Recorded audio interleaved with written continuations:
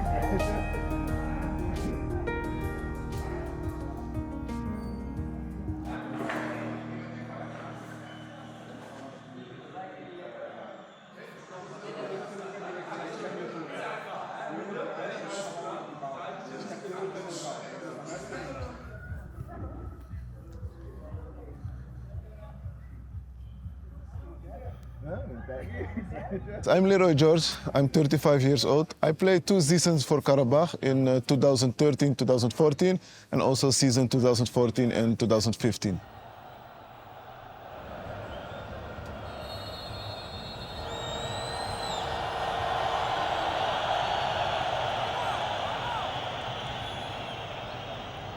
So many times that we already feel that we are a small team in Europe, that they didn't want that Karabakh succeed or that we win some big European teams.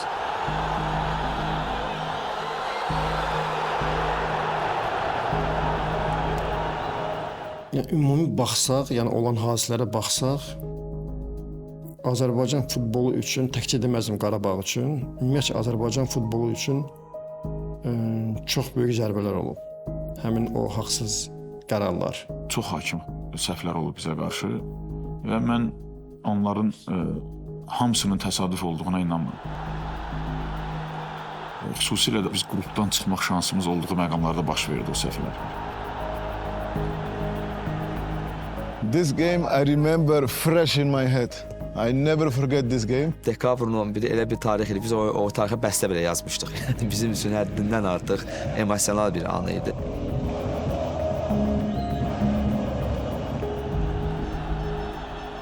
I remember, I think Ansi Agoli was dribbling on the side. He get a back pass to Richard Almeida. Amigo, esse momento até hoje não sai da minha cabeça. Que acho que tava 90 mais 3 no extra time. E quando daquela bola eu escorreguei e eu chutei a bola.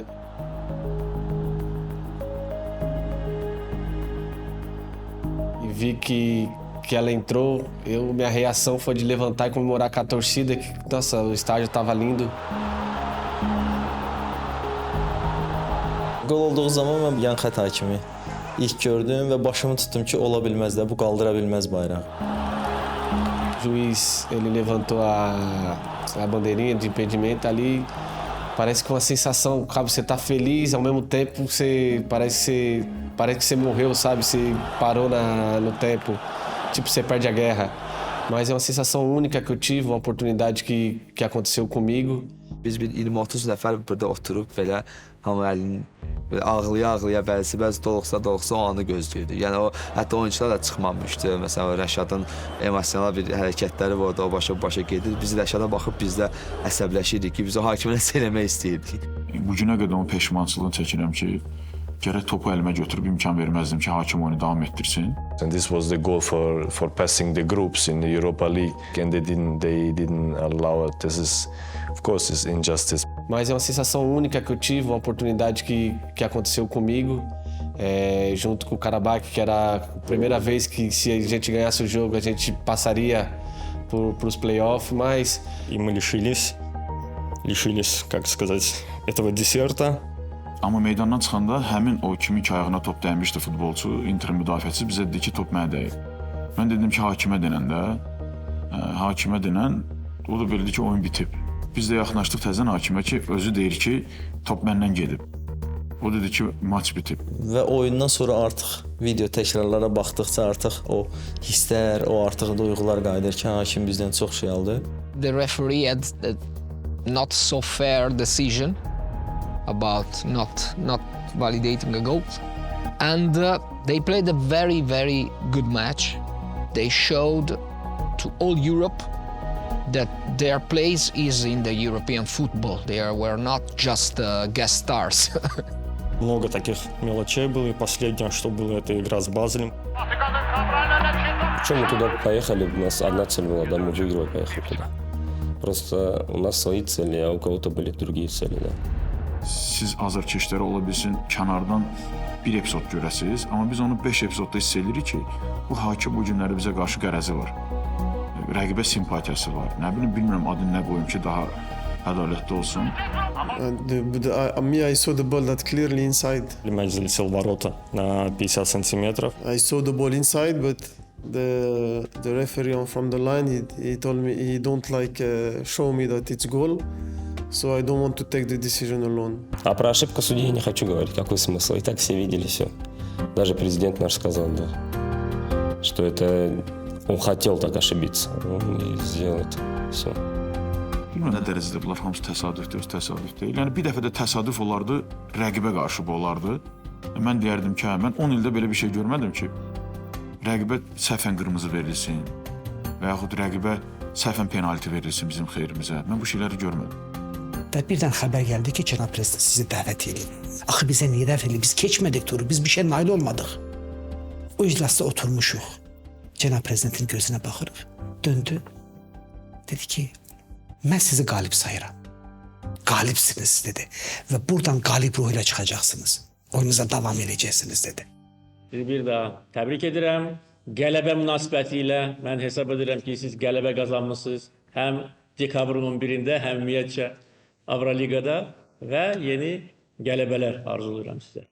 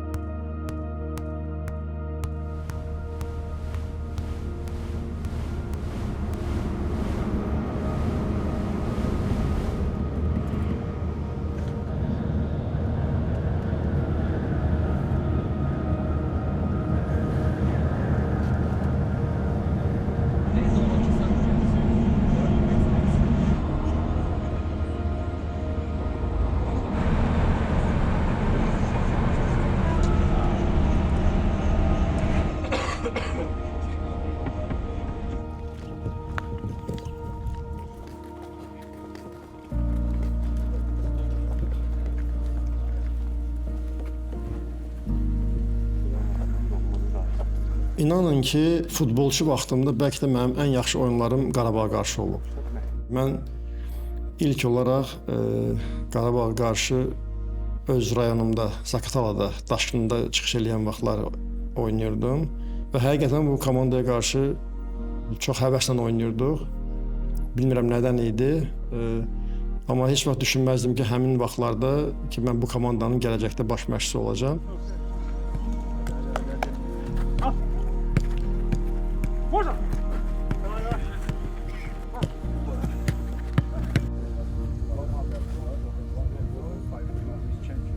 O vaxtı baş məşqçimiz çempionatın başlanmağına bir 5 gün kala, 6 gün kala komandayı terk etti. Başka bir komandaya geçti. Ve biz bir arayış içerisindeydik. Sağlam bir komanda başı bulursak bu çetinlikler o halleder. Qarabağa ise özünə sədaqətli, sadece bir sezonluk, 2 sezonluk değil, uzun iller boyu stabil komandanı yönetebilecek bir baş məşqçi lazım idi. Ve Qurban müəllimlə olan görüşümüzde ise hardasa bir yarım saat, 45 dəqiqə sadece bu iş üzrə danıştık. Elimizdeki futbolcuların listesiyle tanış oldu. Vaxtımız azdı, yəni çox narahatlıq var idi. Fikirlərim ancaq çempionata yaxşı başlamaq və çempionatda uğurlu start etmək idi. Qurban hocamı ilk gördüğümde tamamıyla öz intuisiyamla hiss elədim ki, bu doğru insandır. Futbol düşüncələrim demək olar tam fərqli idi. Bunları mən həmən burada icra edə biləcəm, bilməyəcəm. Bunun məqsədi özünə tez bir ad düzəldib çempionluğa oynayan bir insan değil. Baxdım o daha dərin bir insandı. Çox stresli bir dönəm oldu və çox güc sərf elədim. Çox enerji sərf elədim ümumiyyətlə həmin dönəmlərdə. Qurban hoca əyri bir daşın üzərinə bir daş daha qoymaq istəmir. Nəysə dağıtmaq istəyir. Öz dəst xəttini gətirmək istəyir. Mən bildim bu çətin olacaq. Bıraktık ona yani hiç dönüp bakmadık. Neydi o ev. Amma mənlə onu birləşdirən nə idi? Bugün sabah səhər bir qazanc əldə etmək deyil. İkimiz de bir yerde birleşirdik ki biz burada necə bir kulüp yarata bilərik. Kurban Bey geldikten sonra hakikaten hiç çetinliğimiz olmadı.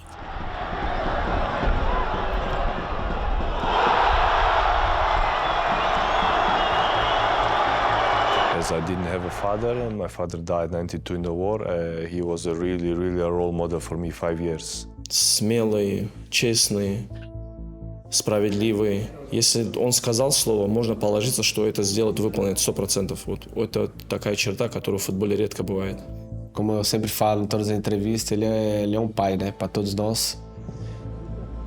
Not only about football, about life things, character things, how to be a real man and how to act as a real man.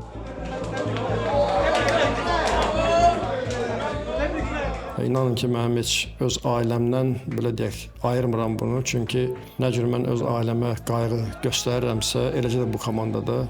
Burada mənim məsuliyyətim bəlkə daha çoxdur. Niyə? Bu daima göz qabağındadır. Bunu daima milyonlarla insan izləyir. У него есть своя философия, у нее свои требования. Как говорится, родной выполни, у тебя никогда никаких проблем не будет. Он держит всю команду. Он наш командир, да, который характер sumашедший. Əgər sənin yanında Qurbanov kimi bir şəxsiyyət varsa, o tək futboluna getmir söhbət. Həyatda da elədir, məşqdə də elədir, yarış zamanında elədir. Sən heç bir zaman motivasiyadan düşməyəcəksən. O ona imkan verməyəcək. Burada 25, 30, hətta 40 görsən, fərqli düşüncədə olan insanları idarə etməlisən və hamısını da sonda bir nöqtəyə gətirib çıxarmalısan ki, uğurlu nəticə əldə etmək üçün.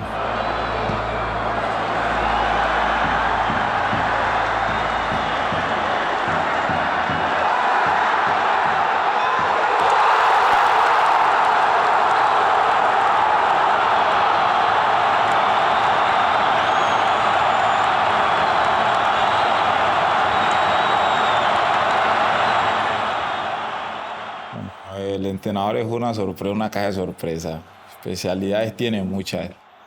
Es en el trato. Aquí utiliza mucho la palabra carácter, pero creo que es el trato que él tiene hacia las personas y las personas se adaptarían más fácil a todo lo que él exige. El que no se adapte porque la realidad para jugar fútbol es un poco difícil, ¿no? Que primero que todo él da confianza. We learned a lot from him, from his behavior on the pitch, off the pitch. He teaches us to be real professional, to put in our mind that if we want to have success, we have to work hard, to be disciplined.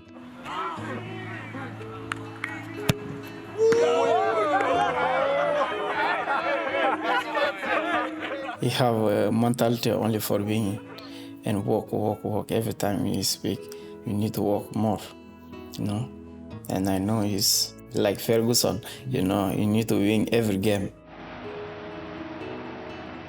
Nə də etsək futbolun dili birdir.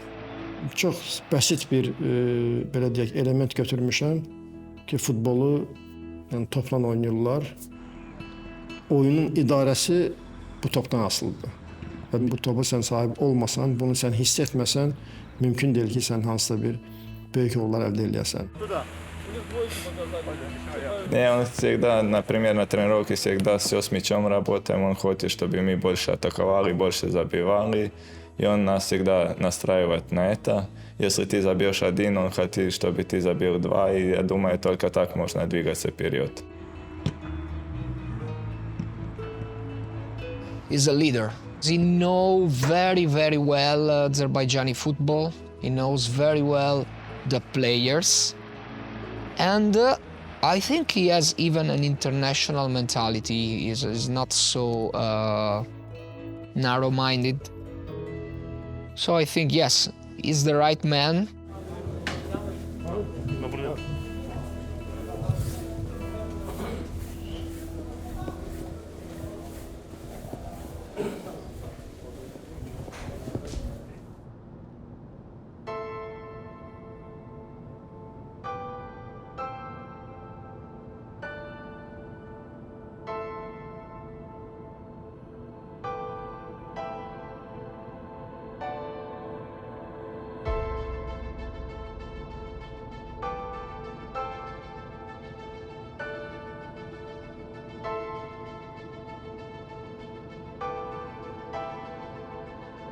Qarabağ azarkeşi olmaq həyat tərzimizə təsir edir təbii ki. Yəni çünki həddindən artıq çox vaxt sərf edirik yeri gəndə bu oyuna.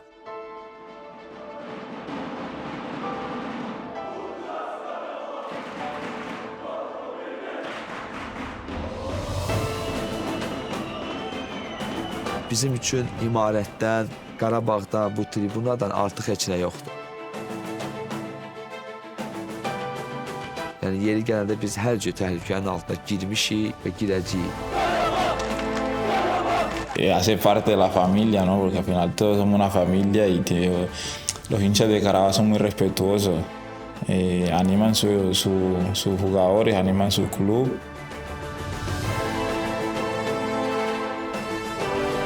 Mən bir gənc olaraq onu hiss elədim ki, yəni həqiqətən də 12-ci 10-cu deyə bir şey var.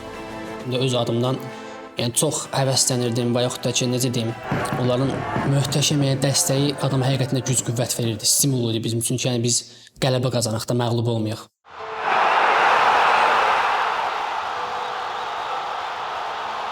Ümumiyyətlə futbolun bəzəyi azarkeşdir. Və azarkeşlə ki, futbolumuzun belə deyək, hətta mən deyərdim özəyidir, futbolumuzun belə deyək gücüdür, qüvvəsidir.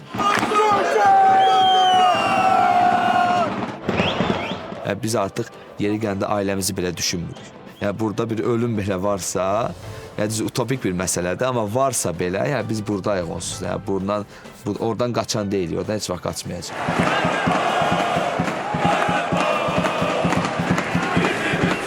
Onların stadionda çox olması o ümumiyyətcə atmosferi belə deyək daha da gözəlləşdirir, daha da futbolçularda həvəs, istək daha da çoxalır.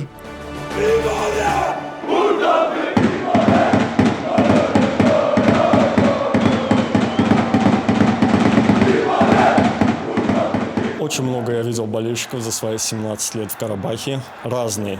Есть те, которые прям до головокружения болеют нашим клубом. Очень им больно бывает, когда там команда даже пропускает гол.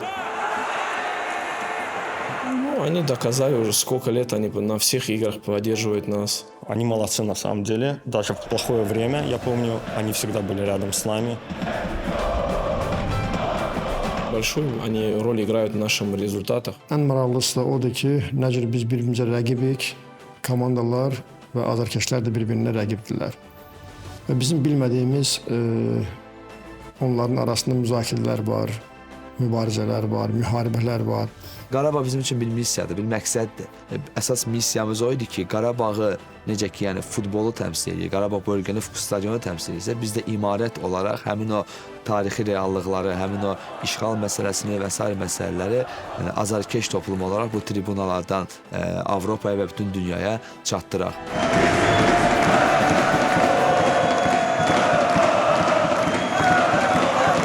Biz hər uğurumuzda elə bütün futbolcu ilk olaraq azarkeşlə paylaşırlar. Həmən stadionda birbaşa onların önünə gedirlər, birbaşa onlarla öz sevinclərini paylaşırlar. Və sonunda bizim üzərimizə gəlirlər, biz kənarda qalırıq, belə deyək. Они всегда с нами, они всегда радуются вместе с нами, ведут социальные сети, даже которые мы читаем иногда, даже уже называют там Карабах Айласи, семья Карабах, когда там спокойной ночи, семья Карабах, иногда же я читаю, приятно бывает. Mən həmişə futbolu biraz müqayisədə teatr tamaşasına daha çox bənzədirəm. Yəni ilk dəfə teatra getdiyim vaxtı mən səhnə qapanmamış, mən durub çıxmaq istədim və dostum məni tutdu. Nə edirsən dedi. Dedim səhnə bitdi də biz getməliyik dedi və alqışlar. Və o zaman artıq mən bildim ki, həqiqətən də bizim idman teatrla eyni, belə deyim, aşağı-yuxarı yox, elə eynidir. Çünki səhnədə olan aktyorlar necə ki, səhnə kapandığında alqış istəyirsə, biz də azarkeş istəyirik.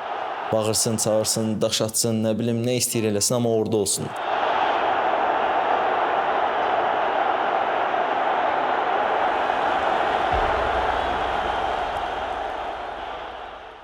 Burada kimdir qapının arxasında? Tək orada 2 nəfər, qapının arxasında 2 nəfər biz orada. Burada bir nəfərdir. Bir nəfər. Getdin, ged ora. Sənlə biz ora. Sənlə sən. Gedirsiniz o qapının arxasında. 2003-cü ildə Tahir Gözəl bəyin klub rəhbərliyinə gəlməsi ilə bərabər birinci hədəf kimi Tahir bəy bizim qabağımıza uşaq futbolunun inkişafı, gənclərin yetişdirilməsi və yığma komandalara gənc futbolcuların qazandırılması məqsədi qoyulmuşdu. Hadi.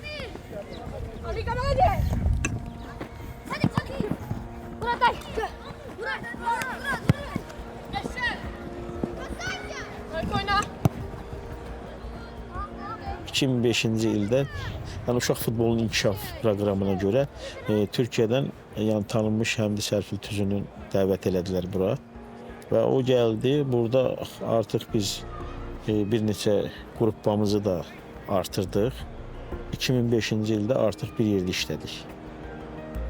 O vaxtda da biz uşaqlar yəni seçim elədik. Yəni o vaxtda biz Qaranı, Maksimi, Əfranı, Raufu, yəni o vaxtı o seçimlərdə tapdıq və bu gün də Maksimdir, Qaradır, Azərbaycan futbolunda, Qarabağ futbol klubunda oynayan futbolçulardandır.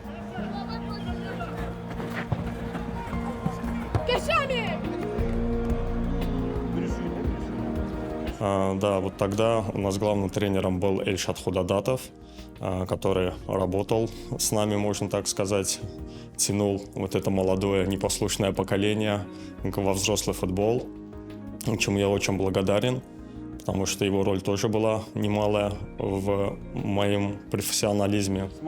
Вот. И параллельно с ним также у нас работали некоторые турецкие специалисты, которые тоже именно профессионально относились к молодому футболу, так сказать, и благодаря им можно даже назвать там 4-5 выдающихся футболистов для Азербайджана они смогли vırıstить.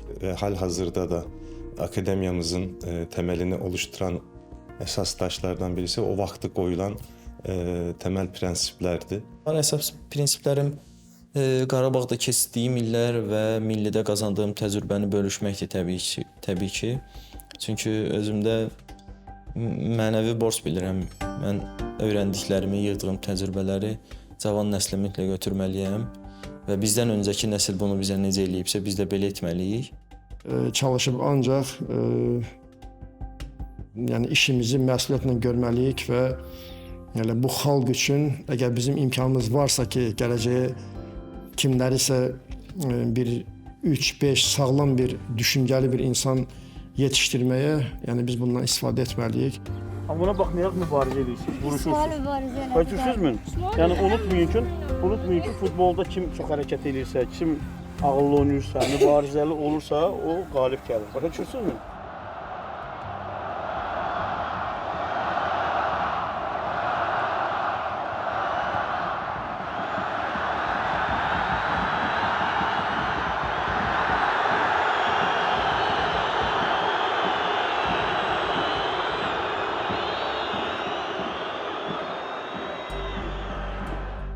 На самом деле очень интересная ситуация. Для мирового футбола, так скажем, произошла.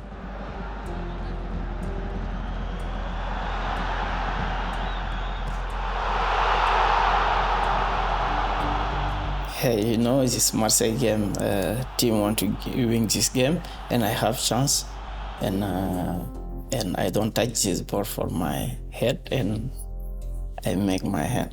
Qolun ötürməsini əslində mən vermişdim. Yəni hücumda da. Prosto sadəcə mən onu gördüm ki, yəni mən topu verdim də, yəni daha necə vurdu onu görmədim. Çünki yıxıldım yerə.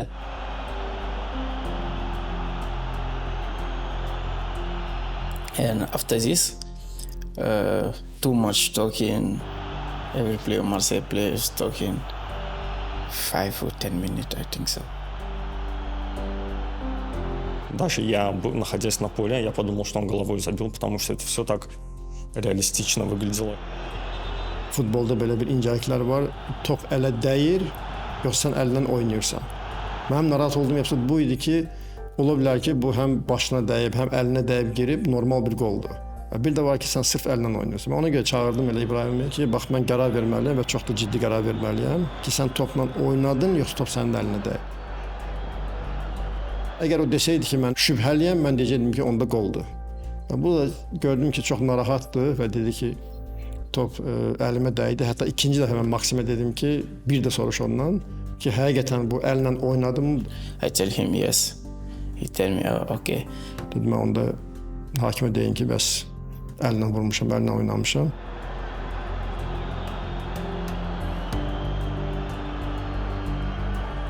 Потом уже Ваджи сам пришел, как автор этого гола, и признался, и гол был отменен.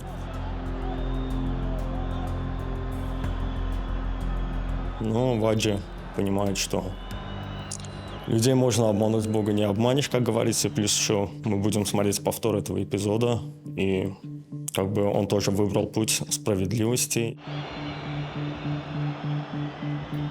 İnanın ki, onu deyəndə içimdə həmən ilk olaraq narahatçılıq oldu ki, azarkeşlər bu dəqiqə mənə nə deyəcəklər? Bu boyda azarkeş yığışıb, hamı sevinir və bunların sevincini əllərindən almaq necə olacaq? Amma sonda həmən belə özümə bir inam gəldi ki, mən doğrunu deməyə çalışıram və doğrunu deyirəm. Ona görə çəkinmədim. Да, многие негативно отнеслись к этому, но, как говорится, мы любим говорить правду, мы за справедливость.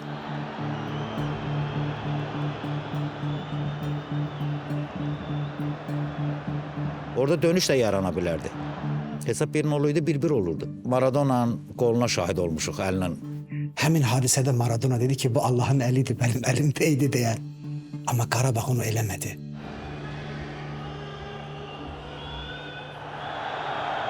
Mən yenə deyim, şəxsən baş məşqçi olsaydım, bəlkə də eləyə bilməzdim onu. Açığını deyirəm ki, çünki elə bir atmosferdə, elə bir oyunda növbəti mərhələyə çıxmaq üçün bizə qol lazımdır və həmin anda Qurbanov o qərarı verirsə, çox böyük adamdır. Belə hallarda gərək soyuqqanlı olasan. Düzgünlüyə qərar verəsən. Biz hamımızı alqışlayırıq, yəni Qurban müəllimi alqışlayırıq. Bizim tuttuğumuz yol budur, Qarabağ komandasının tuttuğu yol budur. Ну, поступок Курбан Малима, я думаю, это многого стоит. Это больше, чем выиграть этот матч.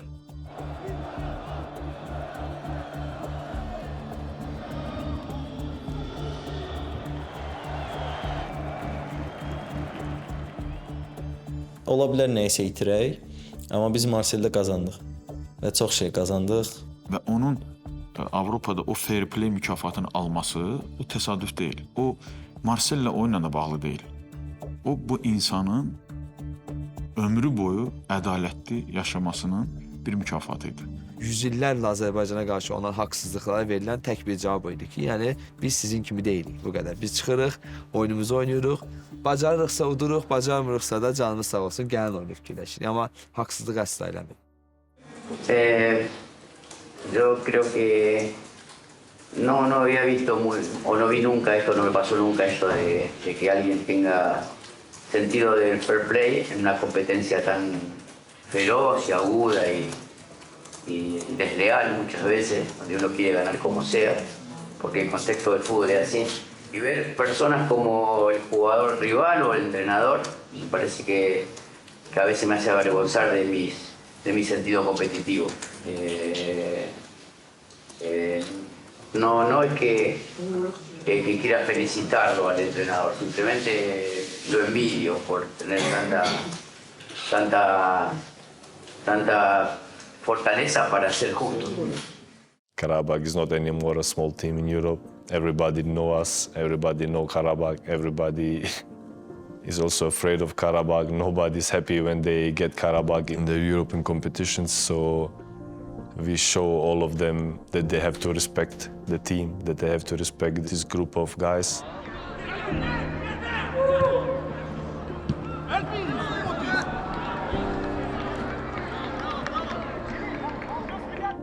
Sizin oyununuz kurtardı. Bir de çempiyon kurtardı. Beşinci yer olduk. Şimdi son gayet arkamızda oldu. O zaman kapitalda olmadık. Sen mesela üçler oldu. Allah, biz topa vururduk, top kaydı bizim tarafa. 3 dakika ilave edelim. Vur Medina! Vur! Vur! 3 dakika.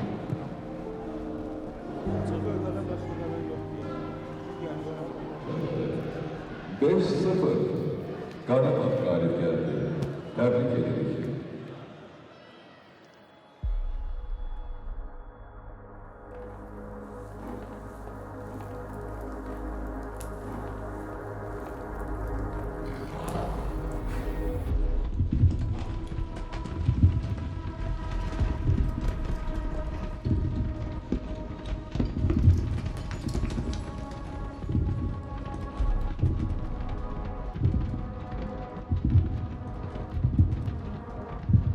It's a story. It's a long story, a sad story. Karabakh is a big family. Everybody support everybody. Karabakh Futbol Klubu bizim için manevi bir kulüp oldu. Ona göre bir kulüpten çok üstte bir şeydir.